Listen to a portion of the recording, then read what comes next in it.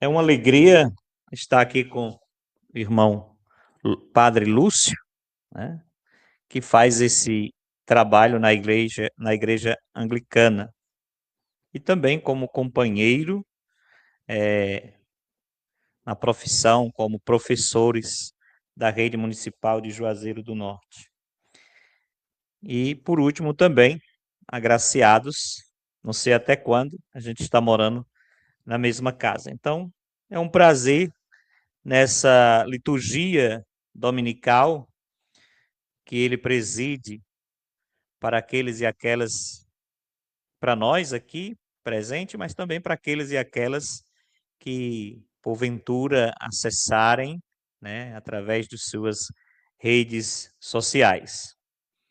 Nós encontramos nessas leituras da palavra de Deus, seja da carta aos Coríntios, seja do Salmo, seja do Evangelho de São Mateus, eu diria que uma grande interrogação.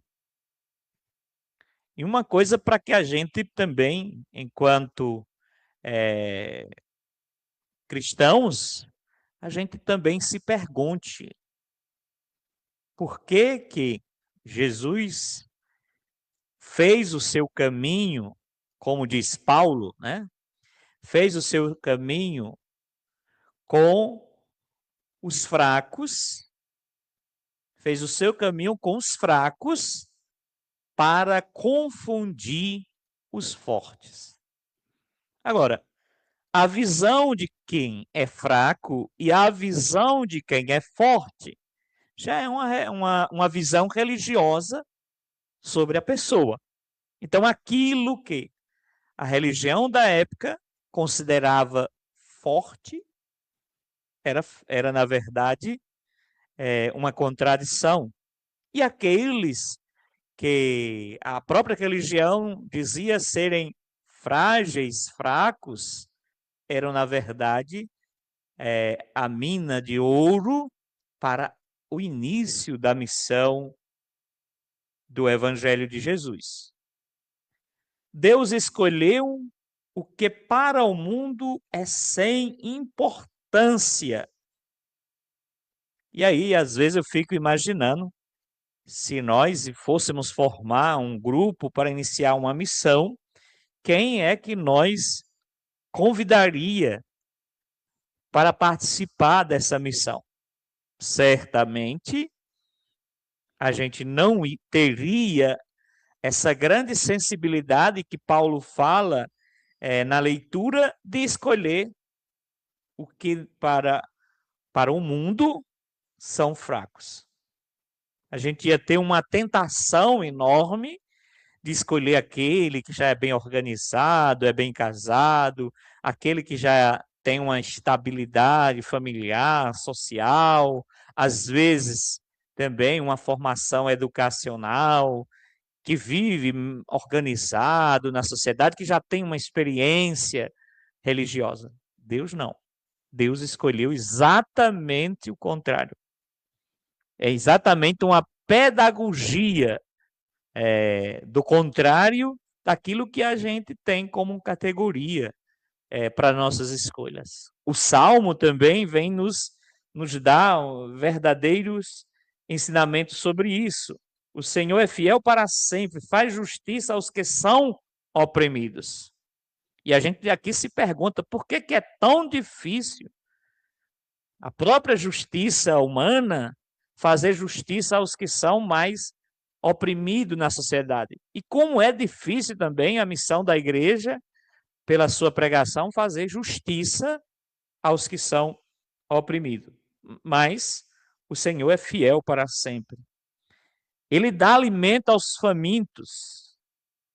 É o Senhor que liberta os cativos. É bem verdade que a missão de Jesus é de incluir a todos. Mas para incluir a todos, ele escolhe um caminho.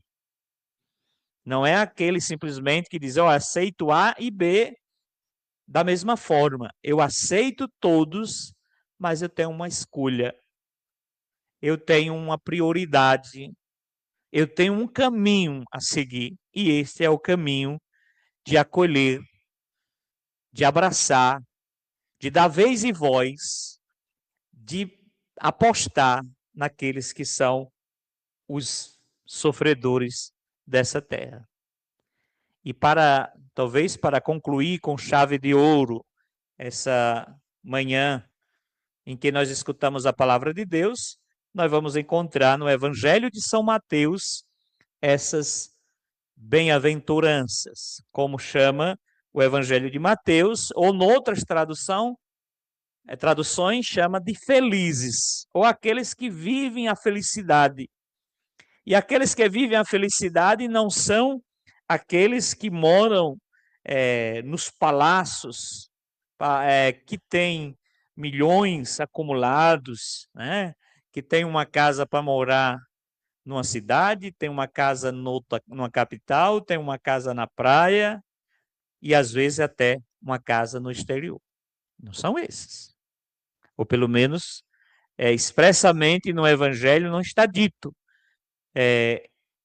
E aí começa, né, citando entre essas bem-aventuranças, bem-aventurados os pobres em espírito, porque deles é o reino dos céus. E aqui não é porque tem menos espírito de Deus.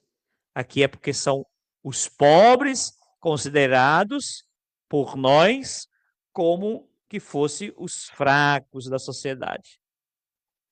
E aí, se a gente observar em todas essas bem-aventuranças, nós vamos encontrar algum tipo de sofrimento, de dor, de desprezo, em que Deus inclui no Evangelho de São Mateus como dizendo: vocês são felizes, porque vocês foram escolhidos para serem, vamos dizer assim, a porta de entrada para o reino de Deus.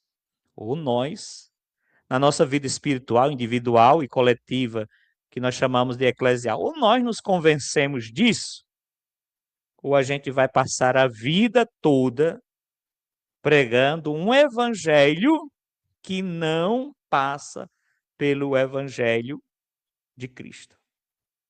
Ou nós vamos nos convencer dessa mensagem, ou a gente vai passar a vida toda desviando o foco, tentando tornar o evangelho mais doce, menos incisivo, menos direto e mais leve. Que o Senhor nosso Deus, fonte de toda a inspiração humana, nos conceda pelo Espírito Santo a graça de que na nossa vida humana, em qualquer instância em que a gente esteja, seja na família, seja na sociedade, no trabalho e na igreja, a gente tenha não só um olhar para essas pessoas que sofrem, mas que a gente tenha mãos, coração e perna e olhos para abraçá-los e para tentar, de alguma forma, amenizar os sofrimentos humanos. Louvado seja nosso Senhor Jesus Cristo.